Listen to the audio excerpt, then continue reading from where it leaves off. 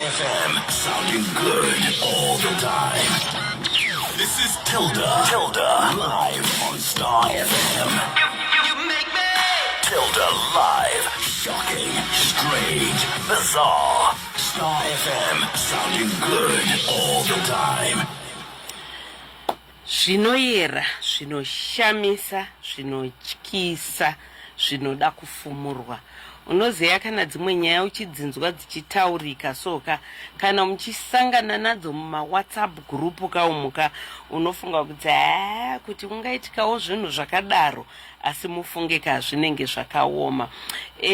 Last week pane chino chirongwa panamba dzedu dzatinoshandisa takatambira messages kubva kuvanhu vakawanda kubva mugroup revagari vemunzvimbo yemu Kambuzuma vachiti veduwe hamudopindirawo here mukwanisewo kubatsira gogo vari pano. Saka takakwanisa kuti tsvage gogo ava vange vari pano. Saka nasi gogo ndinavo mustudio. Regai ndikutambirei nemufaro mukuru gogo. Makadi henyu gogo? Aiwa, tiripo henyu makadi wenyu? Aiwa, ndiri right hangu. Kuri seiko kwabviwa? Kuri nana aku arisei mabasa. Mabasa ndiwayaya muri kudai svika kuona tichimhanyisana nawo. Aiwa, chokwadi. Anditeka. Ko muzukuru muri seiko asi zino riri kurwadza? Makadi henyu zino rakabva kumatadza saka rakasara vende ndiri kurwadza. Taurisa. Alright, ndikutoona kamabatira wakaita shaya ndikati yoyo. Ko chiko chaitika apa muri sei henyu muzukuru? Ndiri right hangu makadi henyu. Ndiri right hangu. Right. Ndofunga tisati tapinda munyaya yenyu. Ndataura ini kuti pane maaudio atakatambira atumirwa nevanhu vakawanda. Tina kuatambira kubva kumunhu mwechete asi akatobva kuvanhu vakati wandei vekunharaunda yamunogara. Regai titange chirongwa chedu nekuridza maaudio aya. Alright.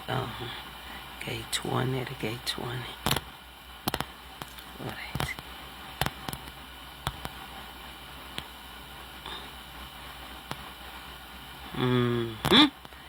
Right, toda kuedza kuti tiedze kubatanidza maaudios edu aya tinzwe zvaitaurika. Okay.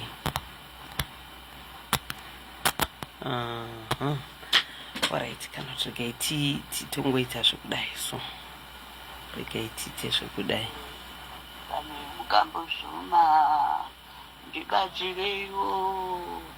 ndibatsireiwo segurupu ndakura wavo nemwana anonzi Puju ndoura wavo veduwe izvozvi ndarohwa nepoto vanhu vaMwari ndibatsirei ndiri murwerewo handichazivi zvokuita mazuva ese izvozvo rwokaka ndirova gore rapera haruna kupora nhasi ndarohwa nepoto. Ndibatsireiwo ndoura wavo vanhu vomukambuzvima ndichisira imba kwai mukandogeza toireti haugari yakabhuroka ndofawo nomwana anonzi Puju veduwe kana vanomuzivawo veduwe. Ndibatsireiwo vanhu vaMwari, ndibatsireiwo vanhu vaMwari ndoura wavo. Mazviita henyu kana mazinzwa. Ndinogara kusection 1 pa158 achibatsirana nemwana womugomo wake naMerisa. Ndofa hangu ruoko haruna kupora panditorera mari ndanzi nditenge mapiriji ndarohwa nepoto ndikapwanyirwa zvinhu. Vanhu vaMwari ndibatsireiwo segurupu romumusha. Mazviita henyu kana mazinzwa. Right. Gogo. Ndimi maitaura. Ndini. Chii chakaitika gogo? Kana munga nyatsorondedzera zvizere. Sakaitika ndezvekuti mwana uyu ndingangoti angabvira kubva paChristmas. Ndingangoti musi wa29 wasumuka mukoma wake ndio musi wangotanga kunetsa semanetsera anga achiita. Saka ina hangu semunhu anga achirwara hapana zvandandipinda nokuti ndaimuziva akangodhakwa chete, kana asina kudhakwa anongodaro. Saka akauya mumba zvikanzi iwe muka uende kundochera toilet. Alright, koko ngatite iso. Mwana uyu mwana wenyu? Mwana wangu. Mune vana vangani? Kubara chake ndakabara vana 7. Alright. Saka pa7 vasikana vese vakashaya. Vamwe vakatoshaya vasina, vaviri vamwe vakashaya vasina kuenda kuchikoro vari vadiki. Alright. Vaviri ndo vakazoshaya vakasiya vana vavo. Alright. Pane uyu wandina. Pane uyu muzukuru ari kukuchengetai? Alright. Saka ndasara nevana vakomana 3. Iye uyu anonzi Bhuju. Anonzi ani Bhuju? Anozviti Bhuju. Alright. Iri zita raakazvipa? Alright. Right. Bhuju ndewechingani? Ndiye wekugumisira. Ndiye last born. Ndiye last born. Okay. Ko vamwe vakomana vaviri varipi? Mukuru wacho 1 ari kuHopley. Wanogara kuHopley? Mukoma umwe wacho ari kuSouth Africa. Wanogara kuSouth? Alright, it's okay. Ngatichiendai panyaya yenyu, matichi chakaitika akaita seBhuju? Bhuju zvaakaita ndezvekuti akabva auya mumba. Akati iye muka uende kundochera toilet. Uri kungopedza mari uchipa vanhu vasingagoni kugadzira toilet. Ndakakutaurira kuti ndinogona kuchera toilet ini. Iwo kati handidi. Auya netufana twake. Tufana twake shamwari? Tushamwari twake twaanondipirikina ndato ndikati ayo. Inini kaona ndane 2 weeks yese ndichingodeedza vanhu vanoziva nezveplumbing. Zvino iwe kuti ndikuti uye nokuti zvingaiti kungoda chete kuti udini kuti mari kandina kuka $20 ikaka kandinofanira kutenga. Alright. Apa mainzi agadzire mumubhadhari? Haana chanoita mara. Pamba ipa? Hapana chanoita mara. Hapana kana izvozvi kana mukaenda madhoji chiya anokwachura. Kana iyo toilet yacho akatoti mumwe akati ndatsika pipe mukati yenhingi yetoilet. Mutoi pane system apa. Saka iyi yakadai inounza tsvina iya. Akatoiuraya. Ndikati ko zvawauraya wewe uchaita? Zikanzi ndichagadzira. Ndozvati agadziri. Saka adaro saizvozvo ndopaakati iwe nhasi kana usina kumbondiona kuti ndakamira sei endanogadzira toilet. Kureva kwamuri? Kana usina kuona kuti ndakamira sei endanogadzira toilet. Achitoti kana usina kwazvo. Kwete kuti kana musina. Anoti hamuza mai vangu. Hanga muza mai vangu? Kwazvo. Hinda? Handizviwo. Hamuza mai vangu. Alright. Saka adaro handina kutaura, ndakaramba ndakanyarara. Ndobva apinda mudining. Ndomatinobikira iye anorara kukicheni. Ndobva apinda mudining ndobva awana mwana uyu aripo musikana. Saka ndipe mvura muzukuru. Akati muri kuda mvura yekugeza here? Inga mvura yekugeza munongositora wati. Sikanzi ndoda mvura yekudira kutoilet. Ndoda mabhakiti 5. Mwana akati kubvira pese pari kugadzirwa izvinotane 2 rinorare chi3 handitika ndichingochera mvura ndega. Mvura handiiwani. Ndoti mvura inomode yekugeza. Vana vechikora vanoda kugeza. Uitondera yari pana anongosumudza. Hapana anoda kana ichi. Imimi futi hamusi kudira mvura mutoilet. Zvikanzi unopenga iwe. Iwe nhasi iwewe, nhasi iwewe. Nhasi ndokuuraya. Kureva? Kureva muzukuru. Muzukuru? Nhasi iwe ndokuuraya pamwe chete nemwana wako. Nambuya vako. Icho chikwambo, iwe uri chikwambo chambuya vako iwe. Gora. Handidi kuriona pano. Tiri kutadza kugara ndoda kwenyume. saka mwana akafunga kuti kudi ndobva auya ndio kikirikiri nemwana uya ndokurova chichi saka ndobva amira pabhedhi rebedroom padhore bedroom ndopavakanga vakunetsana dhore bedroom ndobva rakwachuka bedroom yenyu ratosungirirwa nhasi mukoma wamona iye muzukuru wake asi anotsamhirana nazvikuru vake ndio kikirikirizwa ndokuuraya hechichi yewe ndokuuraya iwewe he unotatsei he handidi kuona pano zvese nambuya ako musi unofa mbuya ako iwe bhazi rinovatakura richiinda kuWarren Hills ndo imimi hamudzoki naro bhazi iroro saka mwana uyu ndobva ati inini nhasi kana mwari vanditi rutadzo ndikuregedzi ndokuramba akamubata ndofunga akapererwa simba here nounengirikini ndobva amuregedza mwana uyu akatora bhaketi kwakuenda kumvura. Alright, mvura pamba hapana mvura pane kwamunotochera kubhoho iri kudhuze nekurainbow pane mufambo ndokwanotuta mvura dzevanhu dzokuti vana nekuwacha kudini saka idambudziko remvura saka mwana uyu aenda bhudhu ndopaakapinda mumba mubedroom handiri handimuke kandega ndoita zvokumutswa ndikuona muri pawheelchair kakoko ndoita zvokumutswa saka adaro saizvozvo zvikanzi iwe nhasi kana ndisina kuita chimwe chinhu nhasi uchandiona ndokubva atanga kutora mapoto uyu angatoita 2 days achiti ndisi kuda kudya ndiri kunzwa munhu indikati kana newe ndiri kunzwa munhu hameno chii musukuru saka ndikutora matray yangu ndine tray yangu inoita mavara yenenge yakareruka yaanondisira chikafu pamakumbo kana ndakudya ndokutora ndokupwanya tray iya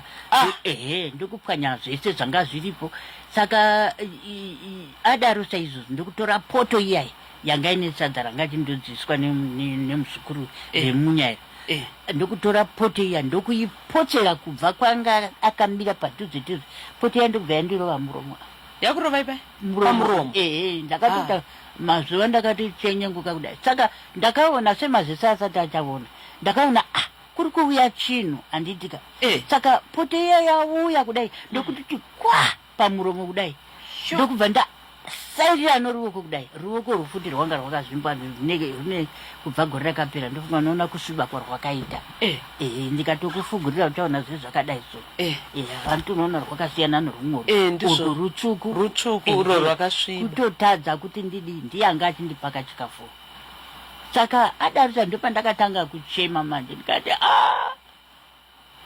wandiroverei uri kundiroveri ndaita seunondirova nepoto ndopakati ndambukuro uchigere ndikati ndirova nepoto ndaita sei unondiroveri chii saka ipapo adarusa izvozvo ndopakati Melisa uya ndambomurovere uyu unongoti kugaro kwakaputana mwana anondiudza kuti kugaro kwakaputana Shame. Saka zvadarusa izvo ndopandakati ndoita seini nhasi ndinofira munomba hamuna kana munhu ari munhu ndinongova apa muzukuru yanga kupi wanga aenda kotsvaga mvura wanga kotsvaga mvura kumatepi kwandataura ndasara ndega utu tumwe twaenda kuchikoro tuwana twake nekamwana keuyu arimo mwana womukoma wake nehanzvadzi yeuyu nai ane makore mangani ko Bhuju ane 46 years 46 years murume mukuru wese ane 46 years achigara pamba ipapo anoenda kubasa anozviitira self job like anogadzira magetsi anogadzira maaini anodini asi hapana chinhu chaanotenga haana akaroora mukadzi wake akasoenda kare nokuda kwaizvozvo ndakasiyirwa vana vake ane vana 2 vana ndimuri kuchengeta 1 kakuru kacho kakasiyiwa kane 1 year 6 months kadiki kanga kane 1 year 1 months yowe. Ehe. Saka izvozvo haazvioni kuti ndochengeta vana vake ndimuri kuchengeta. Ehe, haazvioni kuti ndochengeta vana. Alright, gogo handei abva akurova ibva zvadi bedway. Saka andirova kudaro saizvozvo ndaramba ndichichema kudaro ndopandakati dhu. Saka iye aita sei manje abva avhara dho rangu rekubedroom ndobva arimona newaya. Saka ndopandakati izvi hazvodi zvamboitika achindibonera dho kuchichaafunga kukakanaka bva panze ipapo anoita sei. Pocha ndopa akabva asvika ndikati pocha ndipo foni yako. Pocha ndobva andipa foni. Chinhu chandakatanga kurangarira ndimai venyika nhamba dzavo ndova ndakatanga kufonera. Ndikafona zvikanzi vari bhizi foni yavo iri bhizi. Ndokufona zvikanzi foni yavo iri bhizi. Ndokumbogara ndobva ndafona zvikanzi yakati pindei ndokubva yanzi bhizi. Ndofunga ndopavanga vari kwazvimba vachinzi vari kusima miti. Ndobva ndagara ndikati Mwari ndibatsirei Mwari nokuti upenyu hwangu hwanhasi handihuoni. Ndobva ndati dhu ndikati ndine nhamba dzabhozhongora. Ehe, ndobva ndafonera bhozhongora. Bhozhongora ndobva adavira ndikati inini kunoko ndiri kushungurudza ndarohwa kuno ndatibatsira urubatsiro kubva kwamuri. Ndobva ati muripi ndiri kukabuzuma. Alright, ngatite so makazokwana. Alright, maedza kufonera vanhu vese ava makaedza here kuenda kumapurisa? Ndingati iye bhozhongora wacho ndiye akazofonera mapurisa. Ndokufunga kwangu nokuti ipapo akati endai kumapurisa ndikati handigoni ndakastroka. Saka ndakazoona mapurisa auya. Ehe, mapurisa akauya zveshuwa. Ndobva vakatovhura dhoketi mumba mandiri. Ehe, vakati mama kana tiine zvatinoda tiri kumutsvaga kana apa angatiza azotorwa neshamwari dzake vazonzwa manje mugurupu. Mavoice note amaposta mugurupu vachibva vazvinzwa. Ndobva vauya kudaro vakapinda mumba. Vamwe vakamira panze handina kuvavona hanzi vanga vane motikari. Vakapinda mumba wani akati mama tinokumbira voruregerero vana tinotadza. Ehe, tinokumbira voruregerero kuti murege kuita zvamaita izvo zvokuisa mugurupu. Ehe, musaisa mugurupu. Ndikati iwe inini handingaregi kuisa mugurupu because dai manga muchida kuti ndibatsirwe bhuju uyu hakuzi kutanga kana kumagurosi akundiudzwa kuti anotukana nevanhu handitika madzimai ari pamusika anomatuka munhu anongotuka saka ini handingaiti zvakadaro zvaandiita zvacho izvo handingagoni kunyarara nekuti handizi kuti anondisitsa kopi. Saka ndikubva vadeedza zvikanzi Merisa mwana womukomo wake iye wanga ari mumba mavo maanogara namai vake. Uya kuno zvikanzi wemerisa ndiri kuzvinzwa unotaura kuti havana kurohwa. Wazvinzwa ka? Ehe, unotaura kuti havana kurohwa magarira. Saka iye mwana iyeye wagaravo anongotuka izvo ndasiya achinetsana namai vake zvisingaiti zuva rega rega. Saka adaro saizvozvo ndopavauya kuti warohwa here ndimerisa. Warohwa here? Warohwa nani iwe? Ndiani akurova iwe? Wamborohwa nani? Imi muri kuti tadzisa kugara panapa isi toda kutogara pano endi tikagara panapa tarisai muone hatizivi chamune makagarira panapa dzimwe temberi dzese dzakapera kufa. Imimi munotadza sei kufa? Ndakatomboenda kun'anga dzangu murugare umu ndikambopfugama kuti ndiwane kuti vamwe mungafa here. Ndakarwadziwa bwana. Alright, Koko. Alright. Okay. Regai tite so. Pama audio amakatumira. Pane imwe zvekare. Ndofunga ndo pamaitaura nezveshamwari dzake. Regai tiningirikeni. Ti play audio. Shamwari dzake pano vakamutora ndo vari kuronga nyaya dzenhema ikoko. Ini ndarohwa hama dzangu musateerera ndivana mongosi ndo vamutora nemwana womukoma wake ari kunzi ita witness mapurisa uyai musunge munhu ari kundiuraya, ndiri kuurawa ini. Vamutora anga akavata mumba vakamutora nikapika pana vakauya pana vakati amai regererai munhu. Ina handiregereri munhu nekuti ari kundirova zuva nezuva. Musanyeperwe hama dzangu vanhu munomukambuzuma, musanyeperwe. Ishamwari dzake dzamutora kana mongosi neuyu namai vakababa. Musanyeperwa nderisatorwa kunzi uya uite witness nekuti ndiye mwana womukoma wake vari kundirwisa naye. Ini ndinongoda mapurisa auye pano. Shame. Pano azondiona pandaro. Alright. Gogo, iaudio yamakazotumira mushure pamuri kutaura shamwari dzake dzakauya nditi vachimutora vachizokumbira ruregerero kuti musamusungise, ndizvo? Ndo musi wandirova iwoyo. Ndo musi waakurova. Alright. Saka pakanyorwa docket nemapurisa zvakafamba sei? Mapurisa ekupa? Warren Park. Warren Park, right. Ndakaona Warren Park nepakambuzuma vakatanga kusvika nepakambuzuma, asi pane mupurisa musataure henyu zita remupurisa. Taura, pane mupurisa akaita sei? Pane mupurisa akataura panamwe achizvinzwa zvikanzi zvaitwa nagogo zviya zvinonyadzisa stereki kuisa paaudio mugurupu ishamwari dzake. Mupurisa iye murefu, zita rake handiti Zvive, murefu, ataura akumagurusa manje. Saka ndinoona sekuti ndakazoona kuti mupurisa iye ndiye akaronga dhende. Alright, okay, it's okay gogo, ngatite so. Saka doketi rakanyorwa makazodaidzwa here, vanhu vakazosungwa here, munhu akazoenda kukoti here? Handina kudeedzwa. Ende handizvivi kuti munhu wakaenda kukoti here, nokuti ivo mapurisa acho vakanditi tichazokufonerai, tokuudzai. Alright.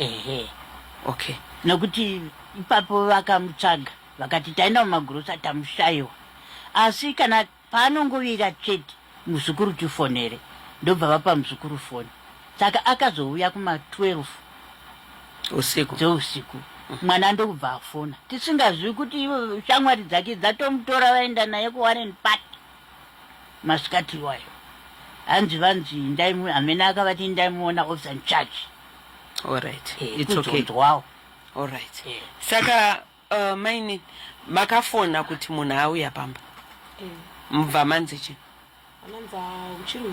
Vananzi uchiri usiku. Opa pari pakati pausiku. Ndiri ndega. Tuzosvita mangwana kwachena. Mangwana kwachena makafona futi here? Ndakafona futi. Zvikanzi chi? Zvikanzi ndikutobva kumba izvezvi kana ndava kusvika kustation ndikufunirai. Okay, and then? Ndabva ndazovafonera kuti ndichiti mapapi vanhu ndanzwa kuti vari kuuya kuti kuWarren Park ikoko. Zvikanzi saka mira nimire pagedhi tigare tanovabatira pagedhi. Ndopatakazonzwa kuti vasara ikoko vanozodzoka kumba. Kusara ikoko kupi? Kumapurisa vachinzi muri musunga wedu. Tachitokutsvagai. Wavakavharirwa? Alright, and then? Vavharirwa vangoita 2 days vatangoona vadzoka kumba. Hatinamboziva kuti vadzoka sei, kana mapurisa acho hanombofonera gogo kuti vavaudze kuti zvafamba sei, kana kuti munhu ari kuenda kukoti here kana kuti chi. Takazongoona vadzoka. Hamuna kukwanisa kufonera mupurisa here akakupai namba kuti ko zviri kufamba sei? Mupurisa ndakamufonera ndikati achaona munhu adzoka isi. Haana kunyatsondidaira zvandakanzwa. Namba dzake unadzo ndi? Ndinadzo. Alright, it's okay. Alright, gogo. Saka kubva ipapo gogo, hapana hamuna kudaidzwa? Handina kudaidzwa. Hamurisi kutombozwa kuti zviri kufamba sei? Handina chanditombozwa kuti zviri kufamba sei. Isi kutoziva kuti Bhuja abuda, takatonzwa neuyu achibva kumvura asangana nomwe mukomana achiti iwe Portia, wanga wachifunga kuti Bhuju anosungwa, usafamba usiku tinokuponda. Ndizvo Portia? Usafamba usiku tinokuponda. Saka Portia akaya achitaura ndikati Portia ibva wafonera chi?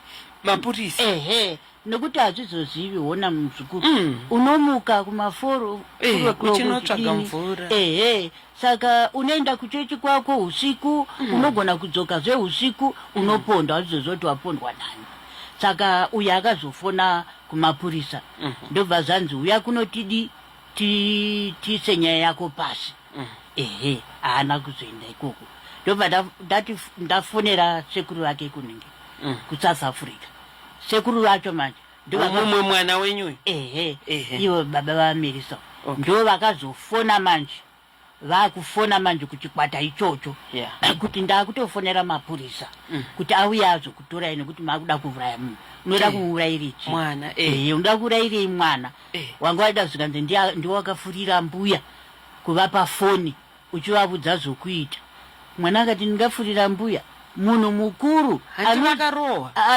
vakarohwa handitika inini navona mbuya vachirohwa zvokuti hanzvadzi yake uyu wakaona ndichirohwa asi aitodzivirira sekuru vake asi ndiye munhu anogara achidini achingorohwavo handiti tikati allright saka ndokubva ndadi yangu ndobva ndazoona vanhu vakouya manje vanhu vakauya zveshuwa vanhu vemunharaunda aya vakauya vanhu vemunharaunda vamwe vaiuyawo vamwe vasina saka ndozonzwa pava panhinga vakomana vaya vabva vati kunyepa kunoita kachembere ikako hakana kana kumborohwa mafamily matters kunyeba ndopandakazoti kana ndichiti kunyeba mwana wayo ndowangu ndindakamubereka inini chinokuitai ndechokuti dzimba dzamugerere dzese hapachisina mubereki hapachisina mbuya hapachisina ani saka ndo zvamuri kufurira bhuji kuti azviite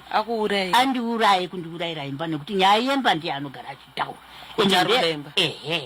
ibva pano tigare pano pamba toda kugara pamba pacho ipapa hana rake bedroom here wakambobva akamboenda kumapurazi handitika akambondogara kumapurazi iko zvakawanda zvacho zvaindibira achiita handichada ari kugara mukichini akadzoka paakadzoka kudhara abva agara mukichini aimbogara imba yekuseri iye akati zviri nani timbovhara dhore pakati mumboisa roja kuti muone kubatsirika saka imba iyoyo inongova neroja iye ari kugara mukichini ndo maari takangovhara dho harivhuriki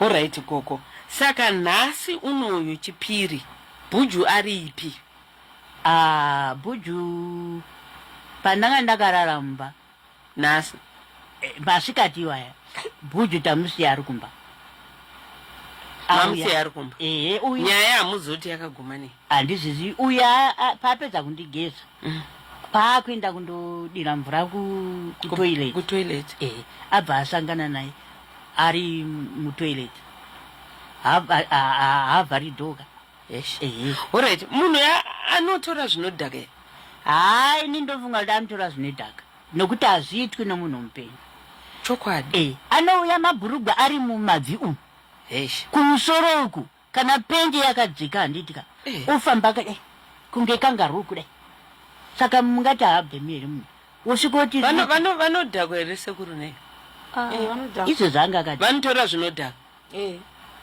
hesh shame allright gogo ndanzwa kuti muri kugezeswa hamusi kunzwa zvakanaka munorwara munosimbirwa nei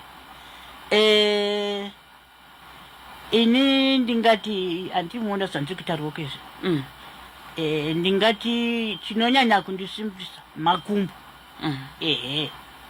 saka mavoko aya akazvimba makumbo makamboenda kwachiremba here hanzi chirwere chei ndaimboenda ndaimboenda kuharare hospital makumbo aya akabva pandakarohwa nemotikari pana harare apo ndiri pabasa kuma 5 o'clock zuva rodoka saka mota yakangouya ndokusvika ndokungondirova bhoneti rakabva kunduya mumabvi umu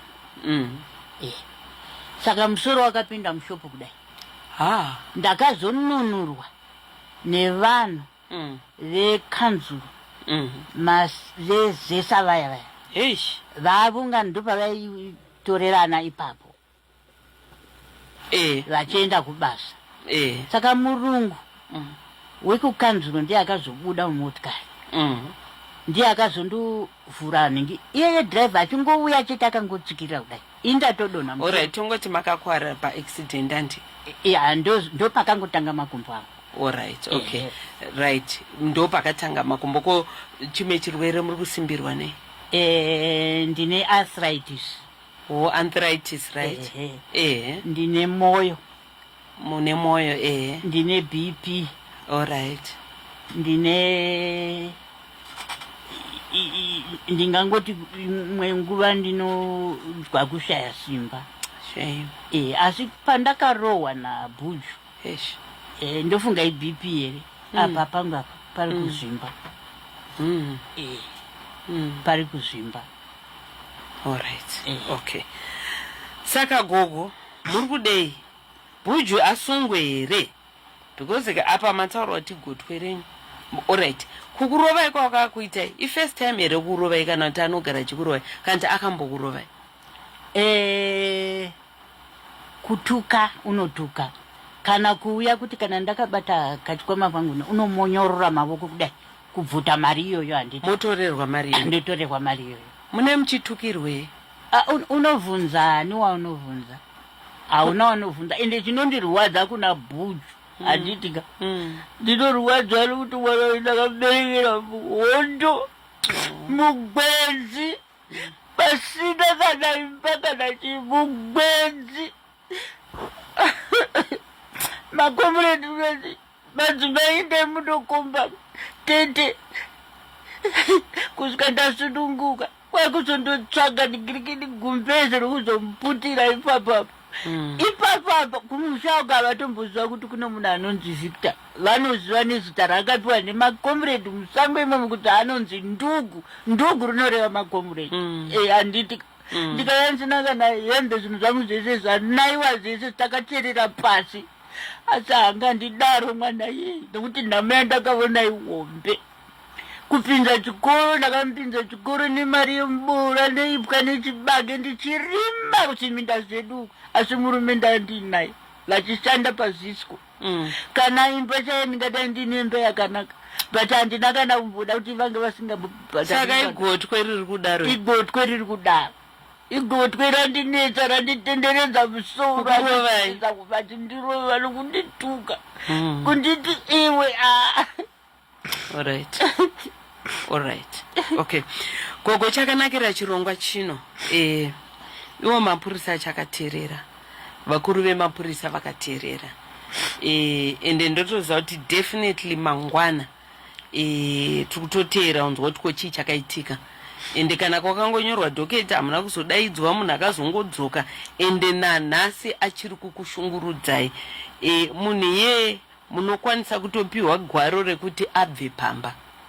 Kana utovhunza kuti imi muri kudei chinonetsa pamanogona kunzi hanzaro mwoyo wokubereka wobva wabata kuti hazvina mhosva chimusiyai? Zvechokwadi mwoyo unorwadza nokuti guri iri kubereka handida kuudza maberekero andakaita rinorwadza. Asi kuti ndimuti agare pamba aiwa kwete hamuchadi. Kana kumusunga handisi kuda kuti vamusunge ngaangobva ngaabve pamba handichamuda hangu pamba ndo asi akaenda anongodzoka mai. Anodzoka kupi? Pamba penyuzve unotanga kuuya kuno ouyawo kuno kwandauya ini uchitaurira nyika yose handiti. Aiwa asi kamutemo mapurisa anenge akuita basa chaizvo nemazvo. Mutemo unoti kana ngokurovai kwaakakuita handizvezvi mutaura kuti ruoko ruri kurwadza makakuwadzwa anokurovai anokutorirai mari yenyu anokushungurudzai pamba penyu. Kurova kwaakatoita ikoko itori mhosva svinhu. Haina handimudamu chandinokumbira vana nokuti vana chaivo haagoni kugara nevana. Aiwa vana kantimati vazukuru venyu munavo anoenda unovharirwa. Asi kavana ari kutora izvozvi kuya kwaakaita mari mwezuro paakanzi wauya handiti vana ndee ndinavo haabhadhari kana chikoro chevana. Izvo ndotenga mabhuku ndichiti kana ndawana kanhingi ndotenga. Ezvi1 ari kuita form 2. Bhuku raainaro nhasi nderechi6 kutenga 6 asi anodwa 22 asi anoda kwanditya abva ati chibva ikoko musadya kumba kwagogo anditi. Alright, it's okay gogo, it's okay. Muzukuru toda ngokutenda nokuchengeta kwauri kuita gogo. Zvakaoma zvichirwadza zvakarema uri kuthreatenwa kunzi uchaurayiwa asi uri kungoramba uchiita sei uchimirana gogo. Anditika ehe toda ngotenda vagari vekukambuzuma makakwanisa kakuti munge muchitumira maaudio agogo ekushungurudzwa kwavaita gogo vachichema vachirwadziwa vachiita se ndonga vane 1 yandanisati ndaplaya mamwe acho ndandaplaya pane imwe chete yandanga ndisati ndaplaya gogo kwete kuti kana zvadaita kuchiti munhu ngaachinzai makuti aiwa musiyei. Alright, miraitenzo. Alright, miraitenzo muaudio yenyu gogo. Nduraira imba. Imba. Apa ndanzimuka ugeze toileti. Alright. Iwe vanhu vemukambuzuma. Alright. Ibatsireyo segurupu ndakuurawawo nemwana anonzi Bhuju ndourawawo veduwe izvozvi ndarohwa nepoto vanhu vaMwari ndibatsireke. Alright. Handichazvivi zvokuita mazuva ese izvo zviriwo kakandirova gore rapera haruna kupora nhasi ndarohwa nepoto. Alright, mati gore rakapera makarohwa ruoko futi iroro akangouya ndokundimunyorera mamadi hanzi madi unovhunzani Ngoro. pano kana akangouya akabata kanyama kake kedhora kana ke$2 hapana mufaro ari padhoa imbwa dziri pano ndinodzivigira murivo dzinozodaiwe posha ugoni kubika yewe chichi. Alright. Mwana yauti ndinobika maya nedomasi. Alright. Ende nyama yake yabika ye hakuna anoidya. Alright. Hakuna. No gogo kuya kwamangoita ukuka tinoziva chakanakira chirongwa ichi ndechenyika hapana asingatereri vakuru vanoterera vemapurisa vese vanoterera asi ndiri kutoziva kuti zvenyu zvaright zvenyu zvatove right zvenyu zvatoringana totoziva kuti muchawana rubatsiro right. Ndikuona pawhatsapp platform mainini matauro emukuti hanzi maita dambudziko remvura munofamba gogo vanorwara vane ningirikini mishonga yavanofanira kumwa arthritis handitya matine bp futi nechinyi right. Pane vari kutumira mamessages pano vari kuda kuti vange vachibatsira namba dzenyu mainini chi 0788 0788 513 791 anditika. Alright, okay. Aiwa toda ngokutendai iweweka ramba wakadzvanya ipapo ramba uchichengeta gogo ndo pane mablessings ako zvakaoma zvichirwadza zvichiita sei asi toda ngotenda gogo anotaura kuti hapana chandinoita ndounovagezesa unovamutsa unovatakura unovasimudza unoita zvese Mwari ngavarambe vachikuitira zvakanaka anditika. Alright gogo chimirai kuchema mimi zvenyu zvaita handiti ndinotenda hangu. Alright, it's okay. Taitemawo kuti kana kune vanobatsira vandibetserewo nekuti iye zvino ndine chikwereti chemba chaakushisa chai kuti handina mari kusikanzo kwandaishanda 2019 havana mbonipa mari yavo 6 years. Musuno ndakazotuma mwanangu woku3 vaindijinga pandanchirugona kufamba ndikati ndanonopirwawo fomu ndobva andipa fomu ndobva ndafila ndakamupa akadzorera vakati mari muchaiwana muna November. Okay. mari yandakawana inoshamisa. Alright, it's okay gogo. It's okay. Zvimwe tozotaura kusera nditika. It's okay. It's okay. Saka thank you so much gogo. Maita basa mainini nditika. Alright. Imimi tozobatana maita yenyu nekuya. Ikai mukomana chakubatsira kupushira iningikini wheelchair. Anditika. Tenda. Alright, I want to. Inotenda zvikuru nezvawanditira. Alright, it's okay gogo. Mafehle. Hawa simba. Ndamafehle gogo. Inganda slima wa.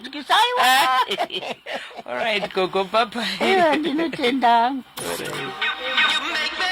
Tilda live. Shocking, strange, bizarre. Star FM, sounding good all the time. Sounding good all the time indeed.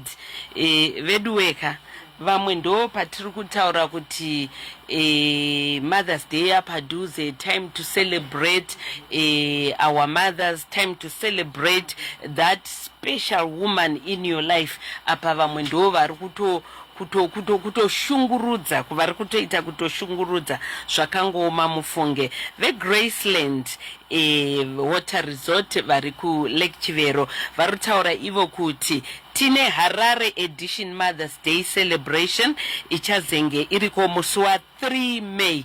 Musi wa 3 May Harare edition Mother's Day event ichazenge iriko musi wa 3 May. Tickets are now on sale. And zvakawanda gore rino iri zvakawanda zvichazenge zviriko. Remember last year kwakune maprizes anosanganisira kamota. This year kuchazenge uchiwinwa motikari dziri 3 cars, ma-residential stands, ma-solar systems nezvimwewo zvakadaro. So for you to get a ticket which are going for $50, only for $50, phone ipa 0786 528 180 0786 528 180 kana kuti 0718 508 815 0718 508 815. Mother's Day celebration Harare edition Graceland Water Resort ku Lake Chivero musi wa 3 May. Hanzi musasarire. Tilda live. Shocking, strange, bizarre. Star FM, sounding good all the time. Oh yes, sounding good all the time indeed. Regai pane dzino nguva nditambire munhu waMwari Prophet Elijah. Prophet Makadi. Tiri right tete Makadi zvenyu. Tiri right hedu ari sei babasa. Mabasa ari right chose tinokudza Mwari. Anditika. Ende mazuvana yako chiko imimi pese pamuri kuya murungo dhumana nemahora muno. Yeah, this is said. Mwana wawakabereka. Ende chiri kundirwadza gotwe. Kazhinji toziva magotwe ari mwana anenge ari very close. Anoda kunga achatogara pamakomba ari mudhara kudaro. Dzimwe mhepo chaidzo dzemusha manenge akaberekwa tete. Dzinenge dzichida kuti dambudziko racho manje charakaomera remunhu ano abuse mubereki because ndo panototangira ngozi ipapo. Yeah, but haibati iye ega manje inobata nevemhuri yacho vese. Wese unesene imwe chete naye kunyange nekuvana vake zvinoreva kuti zvinhu izvo zvinenge zvoenda. Saka also ari kuparira kunyange nemhuri yese. So vana vanenge vachida kubatsirwa zvikuru, especially mumaprayers vanda kuti vanamatirwe because Satan also aripo kuputsa mhuri. I think this guy chimwe chinodikwa paari rehabilitation chaiyo. Yeah, senge pazotaurika nyaya yekutora zvinodhaka. I think ndo chimwe chinodikwa kuti abatsirike nenzira iyoyo. Kana kuri kuti mukakwanisa kuzomuwana tingada zvedu kumubatsira kuti maybe aende kurehabilitation.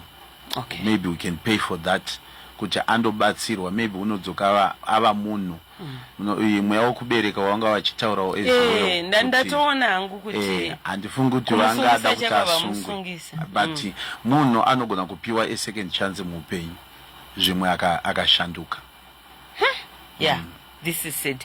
Anyway, Prophet Elijah, welcome to our show Tilda Live. I remember last week makabuda muno mukati mwana nichabva ndazobhadharira school fees ndobva ndazodai maybe in case vakaterera in case havana kuzviona or they missed that one. Thank you so much. Mwana wedu tawana nyasha as we speak atove kuboarding, the fees fully paid for, uniform yakakwana kutita zvezvo kuti zvese magumbeze matranki everything. Thank you so much Mwari vakuitirei zvakanaka. Tinotenda Mwari tete.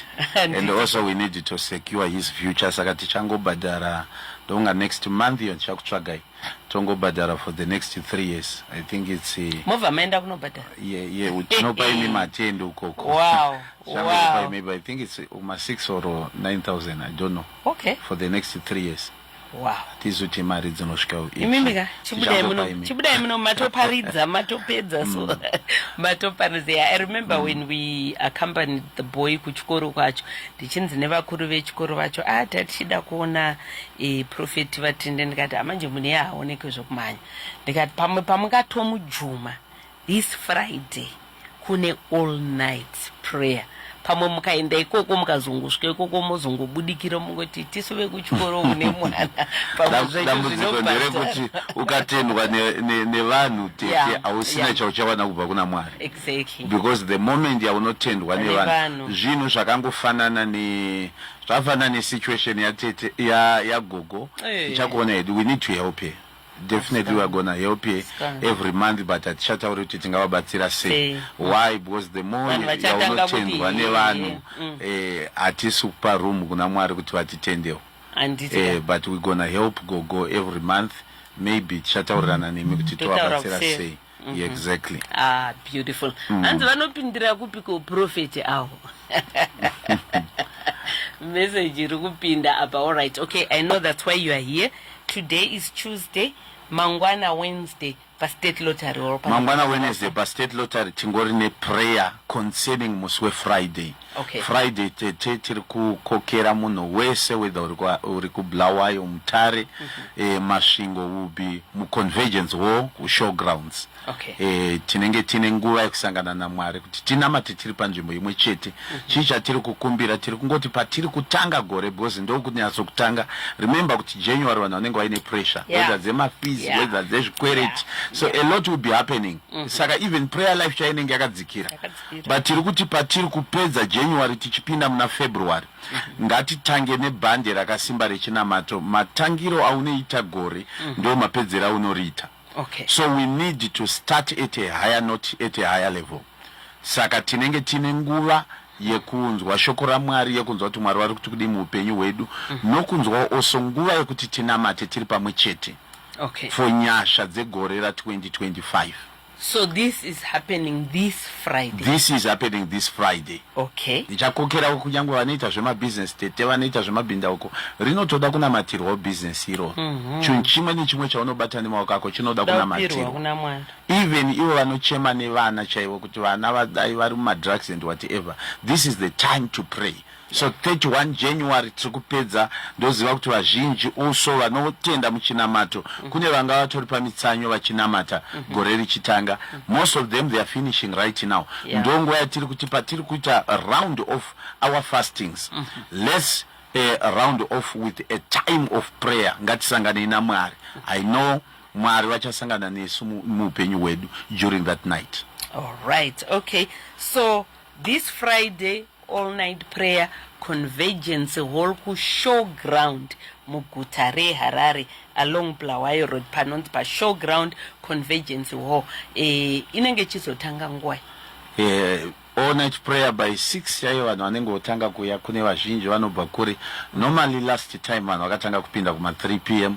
So 6 p.m. 7 p.m. 8 p.m. but at 8 p.m. everyone should be seated because ndonguva yatakutotanga kuita minamato, yatakutanga kuparidzirwa, yatakutanga kuzwa kuti Mwari vari kuti kudii neupenyu hwedu, but it's a night not to miss for anything. Anditika. Beautiful. Okay. So do you also, I know these days nenyaya